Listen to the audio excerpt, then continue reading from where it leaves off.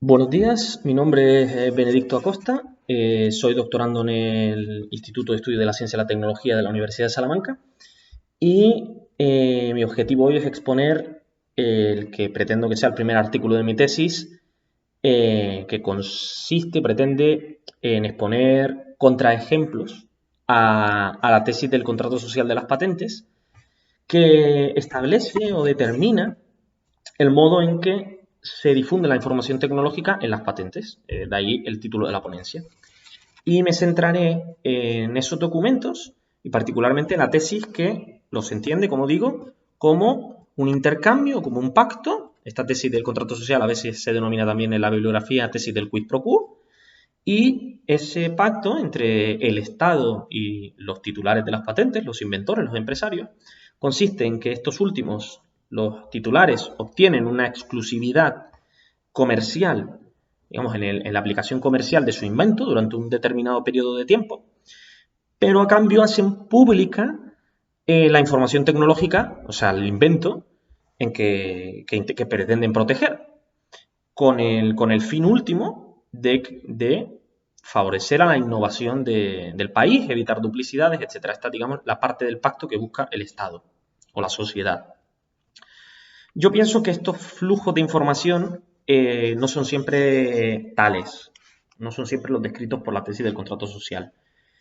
Eh, Hay contraejemplos por parte del titular, la parte del pacto que le toca al titular de la patente. Ha sido estudiada la búsqueda del secreto, o sea, esa estrategia de hacer pública la menor cantidad de información posible.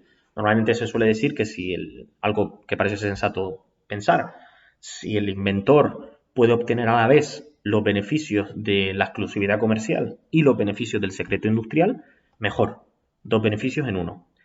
Pero ha sido menos estudiada la otra parte del pacto, la que ocupa el Estado, y yo intento preguntarme si el Estado siempre cumple. De vuelta al título de la ponencia, hablo del Estado y mi tesis es que no siempre cumple. Entonces voy a intentar hacer en lo que sigue una ordenación razonada de los casos que creo que sostienen esta posición. Antes de nada decir que las leyes de patentes en la mayoría de los países ya nos hablan de ciertas restricciones a la información, a la difusión de la información tecnológica. Por ejemplo, cuando esta afecta a la moralidad, al orden público o a la seguridad nacional, por ejemplo, pueden permanecer en el régimen de patentes secretas armas químicas, armas biológicas que pueden afectar la seguridad nacional. Pero estos casos, que son explícitos y no permitirían la patentabilidad, creo que no tienen tanto interés como otros que pueden estar operando aún no siendo reconocidos. Entonces, la pregunta de la investigación, por así decirlo, es de qué otros modos la sociedad o el Estado desincentiva, obstaculiza o directamente detiene la invención en un país, ¿no? Y bueno, primeramente habría que ver qué es aquí el Estado. Por una parte son las leyes, como ya he dicho, pero por otra son las oficinas de patentes que conceden las patentes y también los examinadores concretos, los individuos que forman parte de esa institución.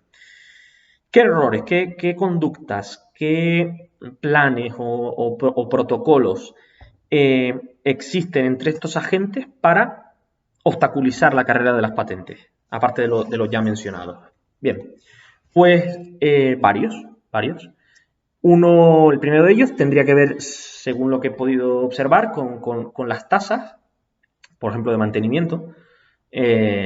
Las tasas son precios que varían entre las legislaciones, porque las patentes, a diferencia de otros documentos que difunden información tecnológica y científica, como por ejemplo los artículos científicos, son derechos territoriales y que están anclados a los países. Pero bueno, en general todos tenemos creo, la intuición de que las tasas altas o costosas afectan al comportamiento de los solicitantes y de los titulares de las patentes y tal vez pueda, o al menos parece sensato pensar, puedan desanimar estos altos precios a los inventores si no tienen clara la comercialización de su tecnología o si esa comercialización fluctúa con el tiempo. Y de hecho hay estudios que confirman por la vía de los hechos, como este de Rasenfoss y Pottelsberger, esta presunción o esta intuición que todos tenemos. Pero bueno, creo que es mejor simplemente dejarlo apuntado y no detenerse demasiado en ello y pasar al siguiente ejemplo. Este que digo de las tasas, este último se debe a una cuestión administrativa, ¿no? Burocrática, ya que las tasas no las marcan los examinadores, sino las leyes, las oficinas. No son obstáculos que se relacionen con la capacidad de los examinadores, que simplemente ejecutan esas normas. No obstante, creo que, y los siguientes lo serán, sí hay contraejemplos a la tesis del contrato social que tienen que ver con la figura del examinador.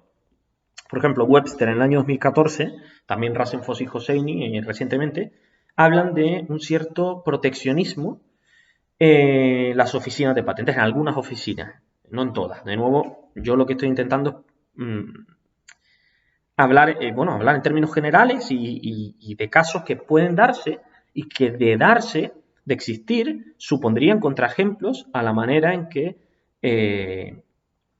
la tesis del contrato social presenta el pacto o este flujo de información. Por ejemplo, según Rasenfoss y Hosseini, parece que los investigadores chinos tienen menos probabilidades de que su solicitud sea aceptada en la oficina estadounidense de patentes que la de los inventores de otros países, aun cuando esas mismas solicitudes son aceptadas por otras oficinas, lo cual es un indicio de su calidad. Y esto sucede, además, solo en las patentes o preponderantemente en las patentes estratégicas. Al parecer la explicación no tiene que ver con una intención maliciosa por parte de los examinadores, ni con una cuestión geopolítica, ni nada por el estilo, sino con el hecho de que al ser solicitudes muy complejas, acaban en manos de examinadores con mucha experiencia, que además coinciden con los examinadores más exigentes. Y en este caso, pues, de ser esto cierto, no cabría tanto hablar de proteccionismo, pero sí de una cierta desigualdad, si esto solo opera con los chinos y no con otras nacionales, con los inventores de otras nacionalidades. Otro de estos contraejemplos sería el de los sesgos de género. Yo creo que aquí es oportuno brevemente diferenciar entre brecha de género y entre sesgo de género. Todos los estudios que yo he consultado, y recientemente pretendo publicar una revisión sobre los sesgos de género en patentes y sobre las brechas, todos los estudios que yo he analizado, en todas las oficinas que se han podido estudiar, se reconocen brechas de género en la participación de las mujeres en los sistemas de patentes y en muchos casos también en la comercialización que las mujeres hacen de sus inventos. Pero esto creo que no tiene tanto que ver con el Estado, puesto que depende, en último término, de la cantidad de mujeres que inventan en la industria, que pertenecen a la industria, sobre todo a la industria ingenieril. Las mujeres en esos campos son menos y, por tanto, patentan menos. Pero hay algo que sí que tiene que ver con ese pacto al que se compromete el Estado, que es al de difundir buena información comercial en la forma de patentes, que serían los sesgos de género. Por poner un ejemplo, Jensen, Kovacs y Sorenson, en la revista Nature, realizaron un experimento para medir los sesgos de género entre los examinadores norteamericanos. Compararon la brecha de género que existe, por eso es importante entender qué significa brecha de género, compararon la brecha de género que existe entre patentes concedidas a mujeres cuyos nombres los examinadores podían asignar a un género, por ejemplo, Mary, con los nombres más raros y que son más difíciles de asociar a un género por parte de los examinadores, como por ejemplo los nombres extranjeros. En el primer caso, los nombres de mujer más conocidos tenían un 8,2% más de probabilidades de ser rechazadas esas solicitudes que las solicitudes hechas por mujeres con nombres comunes, que solo tenían o reconocibles, que solo tenían un 2,8% de probabilidad más que los hombres de ser rechazadas. Algo que hace pensar que existe un sesgo de género entre estos examinadores.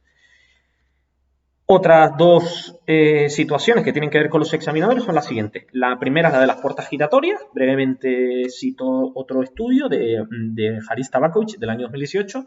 Allí se dice que los examinadores norteamericanos tienden a conceder patentes muchísimo más a las empresas que normalmente contratan a examinadores de patentes y que además esta tendencia aumenta en los años en que estas empresas contratan más a los examinadores, una cosa curiosa.